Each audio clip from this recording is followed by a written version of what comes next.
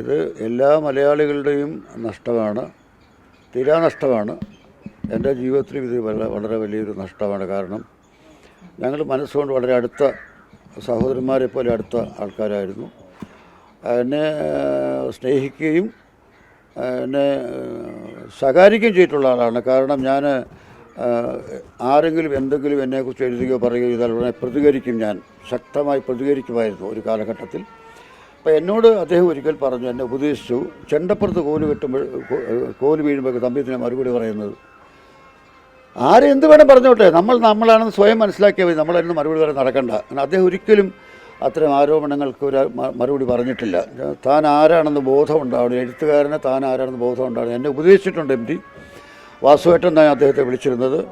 എനിക്ക് ഏറ്റവും മൂത്ത ജ്യേഷ്ഠൻ, എൻ്റെ ഏറ്റവും മൂത്ത ജ്യേഷ്ഠനേക്കാൾ ഒരു വയസ്സിൽ പ്രായക്കൊണ്ടുള്ള ആളാണ്. അപ്പോൾ എം ടി എനിക്ക് ശരിക്കും ഒരു മൂത്ത ജ്യേഷ്ഠൻ. അദ്ദേഹത്തിൻ്റെ ഭാര്യയെക്കുറിച്ച്, കലാമണ്ഡലം സരസ്വതിയെക്കുറിച്ച് ഞാനൊരു ഡോക്യുമെൻ്ററി എടുത്തിട്ടുണ്ട്. ആ സ്ഥാപനത്തിൻ്റെ പല അവസരങ്ങളിൽ ഞാൻ പ്രസംഗിക്കാൻ പോയിട്ടുണ്ട്. അപ്പോൾ ഞങ്ങൾ തമ്മിലുള്ള അടുപ്പം കുടുംബപരമായിട്ടും അടുപ്പമുള്ള ആളാണ്. പിന്നെ മലയാള സാഹിത്യത്തിലും മലയാള സിനിമയിലും ഒരു പരിവർത്തനം വരുത്തിയ ആളാണ് എം ടി എന്ന കാര്യത്തിൽ എല്ലാവർക്കും അറിയാം.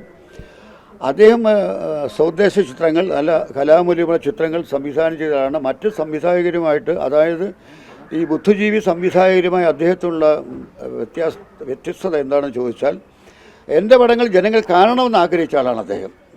എൻ്റെ പടങ്ങൾ ഒരുപാട് പേര് കണ്ടാൽ ഞാൻ ബുദ്ധിയെ വല്ലാതാവും വിചാരിക്കാതെ വിട്ടികളുണ്ട് നമ്മുടെ ബുദ്ധികളുടെ കൂട്ടത്തിൽ. പക്ഷേ എം ടി ഒരിക്കലും അങ്ങനെ ആയിരുന്നില്ല. എൻ്റെ പടങ്ങൾ ജനങ്ങൾ കാണണം എന്ന് പറഞ്ഞു തന്നെയാണ് അദ്ദേഹം തിരക്കഥ എഴുതിയിട്ടുള്ളത്. അതേസമയത്ത് മലീമസമായ രംഗങ്ങളൊന്നും നല്ല സിനിമ ഉണ്ടാവുകയില്ല, ജീവിതഗന്ധി അല്ലാത്ത രംഗങ്ങളുണ്ടാവില്ല.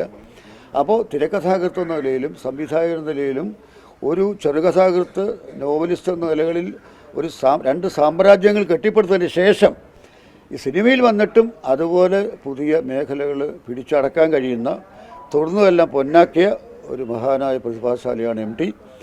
എം ടിയെ പോലെ ഒരാൾ വേറെ ഇല്ല എന്ന് പറഞ്ഞാൽ അത് ചുമ്മാ ഭംഗിവാക്കല്ല. എം ടിയെ പോലെ വേറൊരാളില്ല, ഇനി ഉണ്ടാവുകയുമില്ല. കാരണം അദ്ദേഹം പൂർണ്ണതയായിരുന്നു. ദൈവം പോലും പൂർണ്ണനല്ല എന്നൊക്കെ നമ്മൾ പറയും. പക്ഷേ എം ടി പൂർണ്ണതയുടെ പ്രതീകമായിരുന്നു. അദ്ദേഹത്തിന് ചെറുകഥ വായിച്ചാൽ, അദ്ദേഹം നോവൽ വായിച്ചാൽ ഇതിനേക്കാൾ ഇതെങ്ങനെ ഭംഗിയാക്കാൻ പറ്റും എന്ന് ആർക്കും പറയാൻ സാധ്യമല്ല. വിവരമുള്ളൊരു പറയാൻ സാധ്യമല്ല. കാരണം എനിക്കവിടെ എത്താൻ പറ്റില്ല എന്ന് ഞാൻ അദ്ദേഹത്തിൻ്റെ ഓരോ കൃതി വായിക്കുമ്പോൾ എനിക്ക് തോന്നിയിട്ടുള്ളത്, എനിക്കവിടെ എത്താൻ പറ്റില്ല.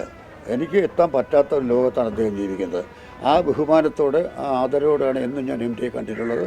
അദ്ദേഹം സംസാരിച്ചിട്ടുള്ളത്.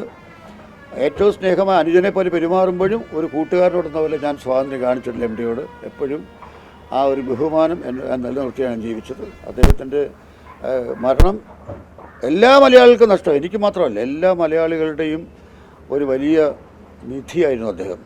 മലയാളത്തിൻ്റെ നിധിയായിരുന്നു. ആ നിധി നമുക്ക് നഷ്ടപ്പെട്ടു. പക്ഷേ അദ്ദേഹം വ്യക്തിപരമായിട്ട് നമ്മുടെ മരണം എന്ന് പറയുന്നത്, കലാകാരൻ്റെ മരണം എന്ന് പറഞ്ഞാൽ അത് അന്ത്യമല്ല. കാരണം കലാകാരൻ ജീവിക്കുന്ന കലാസൃഷ്ടികളിലൂടെയാണ്. അപ്പം അദ്ദേഹത്തിൻ്റെ നാലുകെട്ടും കാലവും അസുരവിത്തും നമുക്കിനിയും വായിക്കാം, മഞ്ഞിനിയും വായിക്കാം. അതിന് ചെറുകഥകളുണ്ട്, സ്നേഹത്തിൻ്റെ മുഖങ്ങളും ഇരുട്ടിൻ്റെ ആത്മാവും പാതിരാവും പകൽ വിളിച്ചു എല്ലാം ഇനിയുണ്ട്, ഇനി നമുക്ക് വായിക്കാം. അപ്പോൾ അദ്ദേഹത്തിൻ്റെ ശരീരം നഷ്ടപ്പെട്ടെങ്കിലും അദ്ദേഹം രചനകൾ നമ്മളോടൊപ്പമുണ്ട്, അത് സിനിമകൾ നമ്മളോടൊപ്പമുണ്ട്. അപ്പോൾ നമുക്ക് അങ്ങനെ പറഞ്ഞ് ആശ്വസിക്കാം. നമുക്ക് നമ്മുടെ അടുത്ത തലമുറകൾ വരാൻ പോകുന്ന തലമുറകൾക്കും ഒരു പാഠപുസ്തകമായിട്ട് എം ടി ഉണ്ടാവും. എം ടിക്ക് മരണമില്ല.